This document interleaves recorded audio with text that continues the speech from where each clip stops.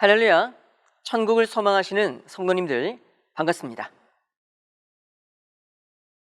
저는 신천지 강사 남상봉입니다. 오늘도 귀한 생명의 말씀 앞으로 인도해 주신 하나님께 감사와 영광을 올려드립니다. 오늘 함께 상고하실 말씀은 야고보서 5장 10절에서 11절 그리고 16절을 본문으로 함께 상고해 보고자 합니다.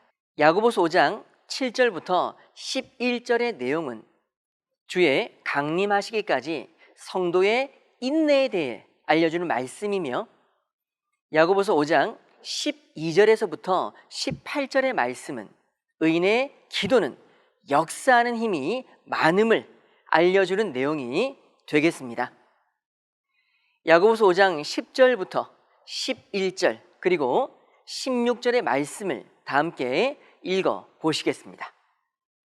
야고보서 5장 10절에서 11절, 16절.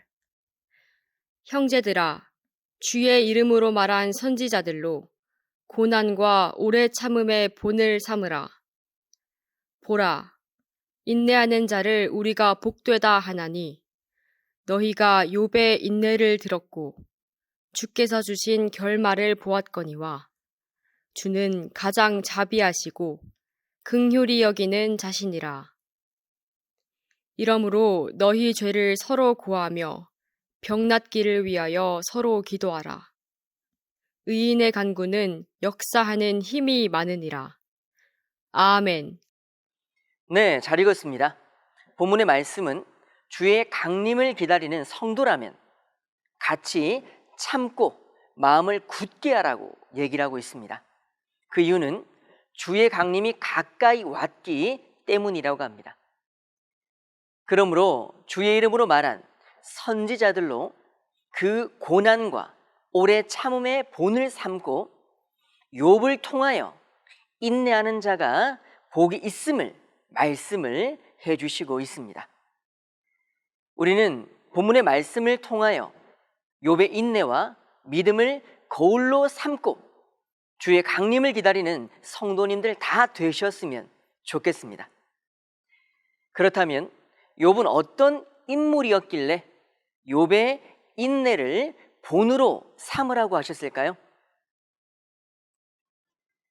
욥은 한순간의 극심한 고난을 겪고서도 신앙을 버리지 않았고, 그의 이야기는 수천 년이 지난 지금도 많은 사람에게 인내와 믿음의 본보기가 되고 있습니다. 욥에 대해서 잠시 소개할까 합니다. 욥은 성경 구약의 욥기서에 등장하는 인물입니다. 동방에서 가장 부유하고 의로운 사람으로 알려져 있습니다.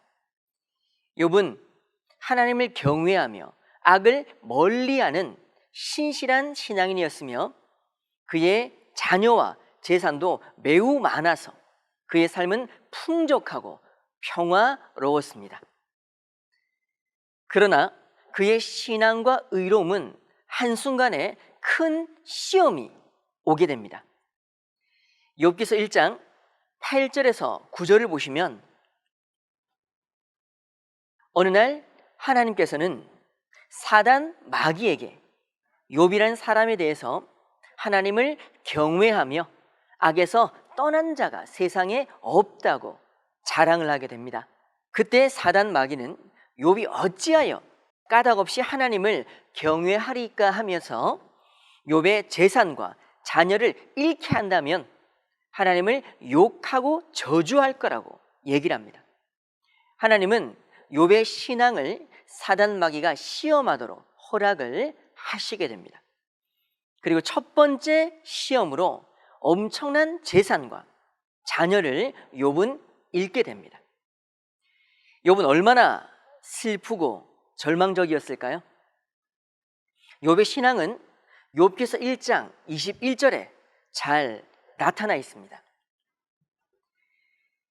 이러한 상황 속에서도 욥은 하나님을 향하여 어리석게 원망하지 않았습니다. 사랑하는 성도 여러분, 우리가 이런 상황이었다면 우린 믿음을 지키며 하나님을 어리석게 원망하지 않을 수 있었을까요? 예전에 하나님을 믿고 열심히 신앙을 하는 성도님 한 분이 있었습니다. 사업도 크게 하고 돈도 잘 벌고 신앙도 열심히 잘 하면서 모든 것이 잘 풀리는 분이었습니다. 그러던 어느 날 사업이 갑자기 문제가 생기면서 연쇄 부도가 나고 모든 일이 절망스러운 상황에 놓이게 되었습니다. 결국 그분은 믿음에서 떠나게 되었고 하나님을 원망하게 되었습니다. 사랑하는 성도 여러분, 그 사람의 믿음은 힘들고 어려운 순간이 되었을 때 드러나는 법 아니겠습니까? 사단은 욥의 신앙이 여전히 흔들리지 않자 이번에는 욥의 몸에 발바닥에서 정수리까지 악창이 나게 하였고 심지어 그 아내마저 욥에게 하나님을 욕하고 저주하라고 말을 하기까지 했습니다. 그러나 욥은 당신의 말은 어리석도다라고 얘기하면서 우리가 하나님께 복을 받았은즉 재앙도 받지 아니하겠냐 하며 믿음을 지키며 입술로 범죄하지 않았습니다. 성도 여러분, 욥기서를 끝까지 읽어보시면 욥은 고난 속에서 인내했고 신앙을 지켰고 결국 하나님이 그에게 엄청난 복을 주시게 되는 결말을 알 수가 있습니다. 우리가 욥의 입장이었다면 하나님을 원망하지 않고 끝까지 믿음을 지킬 수 있었을까요? 예수님께서는 천국으로 가는 길이 좁고 협착하여서 찾는 이가 적다라고 말씀하셨습니다. 신앙인이라면 누구나 천국과 주의 강림을 소망하지만 그 소망을 이루기 위해서는 고난 속에서 연단을 이겨내야만 천국의 소망을 이룰 수 있는 것입니다. 신앙인에게 고난과 연단을 이길 수 있는 힘은 어디서 나오는 것일까요? 그것은 결국 하나님을 향한 불변의 믿음과 하나님의 뜻이 담겨 있는 바로 이 성경 말씀을 깨달음으로 나오는 것입니다. 신앙인의 소망은 하나님이고 하나님은 말씀이므로 말씀을 아는 만큼 소망도 커지는 것이고 소망이 있는 사람은 어떠한 신앙의 연단과 어려움이 있어도 말씀의 힘으로 이기고 승리할 수 있는 줄 믿습니다. 사랑하는 성도 여러분, 욥의 인내를 통하여 우리의 신앙의 본을 삼았으면 좋겠고 그로 말미암아 하늘의 복을 다 받으시기를 기도드리겠습니다. 그리고 다시 본문의 말씀 야고보서 5장 16절의 말씀을 읽어 보시겠습니다. 야고보서 5장 16절. 이러므로 너희 죄를 서로 고하며 병낫기를 위하여 서로 기도하라. 의인의 간구는 역사하는 힘이 많으니라. 아멘. 네, 잘 읽었습니다. 야고보서 5장에서는 고난당할 때 인내하며 하나님을 소망하며 기도하라고 말씀하고 계십니다. 그리고 병든 자를 위해서 기도하라고 얘기하십니다. 의인의 간구는 역사하는 힘이 많다라고 얘기를 하시는데요. 엘리야는 우리와 성정이 같은 사람이로되 저가 비 오지 않기를 간절히 기도한즉 3년 6개월 동안 비가 아니 왔고 다시 기도한즉 하늘이 비를 주고 땅이 열매를 내었다라고 얘기를 합니다. 도대체 엘리야는 어떤 사람이었길래 이러한 일이 있을 수 있었을까요? 엘리야는 영적으로 혼란한 시대에 하나님의 음성에 늘 귀를 기울이는 사람이었습니다. 그는 세상의 현자나 권세자를 찾지 않고 하나님을 찾았고 하나님 앞으로 나아가 하나님의 말씀을 듣고자 했습니다. 모든 해답은 하나님 말씀 안에 있다는 것을 엘리야는 알았던 것입니다.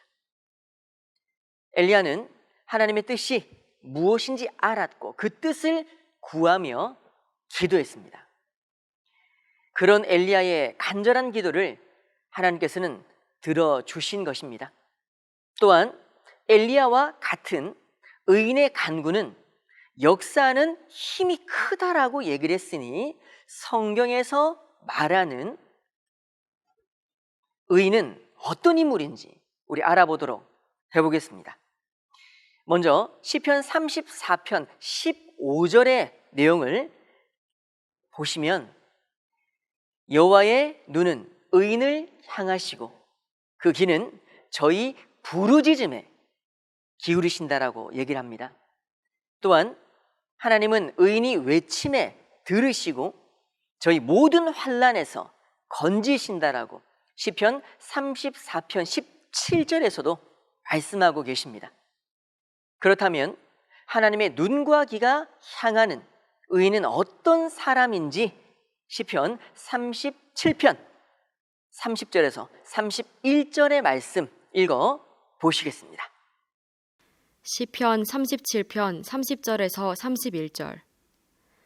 의인의 입은 지혜를 말하고 그 혀는 공의를 이르며 그 마음에는 하나님의 법이 있으니 그 걸음에 실족함이 없으리로다. 아멘. 네, 잘 읽었습니다. 하나님께서 보실 때 의인은 그 마음에 하나님의 법, 즉 하나님의 말씀이 새겨져 있고 그 입은 지혜를 말한다라고 얘기를 하고 있습니다. 결국 하나님의 말씀이 마음에 있어서 하나님의 뜻대로 행하는 자가 바로 의인이 되는 것입니다. 우리도 하나님께서 인정하신 의인이 되려면 하나님의 말씀이 우리의 생각과 마음에 새겨져 있어야 되겠죠? 요한복음 15장 7절의 말씀을 보시면 우리의 마음에 하나님의 말씀이 거할 때 무엇이든지 구하면 이루어 주신다라고 얘기를 하고 있습니다. 말씀과 기도가 소중한 것은 말씀과 기도가 있는 곳에 하나님께서 함께 하시고 그 기도의 소원을 들어주시기 때문입니다. 사랑하는 성도 여러분, 여러분들은 신앙생활 가운데서 무엇이 가장 중요하다고 생각하십니까? 어떤 분들은 찬양을, 그리고 어떤 분들은 봉사를, 그리고 어떤 분들은 기도를, 또 어떤 분들은 말씀 묵상을 얘기하시던데요. 다 중요합니다. 찬양은 우리 마음을 뜨겁게 하고, 봉사는 섬김을 배우게 하고, 말씀과 기도는 우리를 거룩하게 만들어 가는 것 같습니다. 디모데전서 4장 5절에 보시면 하나님의 말씀과 기도로 거룩해진다라고 얘기를 하고 있습니다. 2000년 전 하나님의 아들로 오신 예수님도 어떤 모습으로 기도하셨는지 우리 히브리서 5장 7절의 말씀 읽어 보시겠습니다. 히브리서 5장 7절. 그는 육체에 계실 때에 자기를 죽음에서 능히 구원하실 이에게 심한 통곡과 눈물로 간구와 소원을 올렸고 그의 경외하심을 인하여 들으심을 얻었느니라. 아멘. 네, 잘 읽었습니다. 하나님의 아들이신 예수님도 이렇게 심한 통곡과 눈물로 하나님께 간절히 기도하심으로 응답을 얻으신 것처럼 우리 또한 기도할 때는 간절함으로 말씀을 마음에 담고 기도하는 모습이 되어야 할 것 같습니다. 열왕기하 20장 5절에서 6절의 내용도 읽어보시면 하나님께서는 히스기야의 선하게 행한 것을 기억하시고 눈물의 기도를 올렸을 때 죽음을 앞둔 히스기야의 생명을 15년이나 더해 주신 것을 우리가 볼 수가 있습니다. 그러므로 기도는 위급할 때 때를 쓰듯이 매달린다고 응답을 주시는 것이 아니라 우리의 신앙이 하나님 보실 때, 선하고 온전할 때 우리의 간절한 기도는 이루어지시고 응답을 받게 되는 것입니다. 하나님도 의인의 기도에는 못 이기시는 것 같습니다.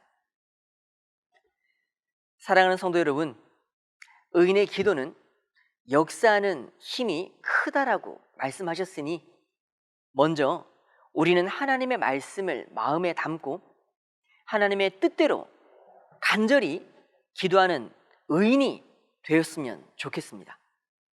그리고 쉬지 말고 기도하라는 말씀처럼 호흡을 하듯이 기도를 멈추지 마시고 간절함으로 기도한다면 반드시 우리의 기도는 응답되리라고 믿습니다. 사랑하는 성도 여러분, 오늘도 열린 예배를 통하여서 욥의 인내와 간절한 기도에 대해서 우리가 함께 나눠봤습니다. 오늘 말씀 온전히 깨달으시고 진심으로 기도함으로 응답받으시는 참 신앙인의 실체가 저와 여러분들이 되셨으면 정말 좋겠습니다. 감사합니다. 기도하겠습니다. 거룩하시고 감사하신 아버지 하나님, 오늘도 귀한 삶을 저희들에게 허락해 주시고 저희들 하나님의 열린 예배 이 시간으로 인도해 주심에 진심으로 감사 올려 드립니다. 우리가 드려지는 이 모든 기도와 모든 예배를 하나님 받아주시고 우리 마음 중심에서 하나님을 온전히 깨달아 하나님을 알 수 있도록, 그리고 성경에서 원하는 참으로 그 인내, 그 연단을 우리가 온전히 견디고 하나님이 원하는 장성한 분량으로 자라나갈 수 있도록 하나님 붙드시고 인도하여 주시옵소서.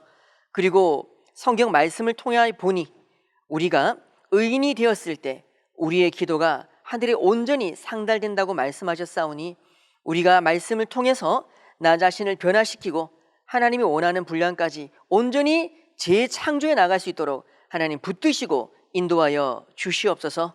매 시간마다 매 분초마다 하나님 우리에게 간섭해 주시고 우리의 삶을 인도해 주실 것을 믿으며 감사드리옵고 예수님의 기이하신 이름으로 기도 올려 드리옵나이다.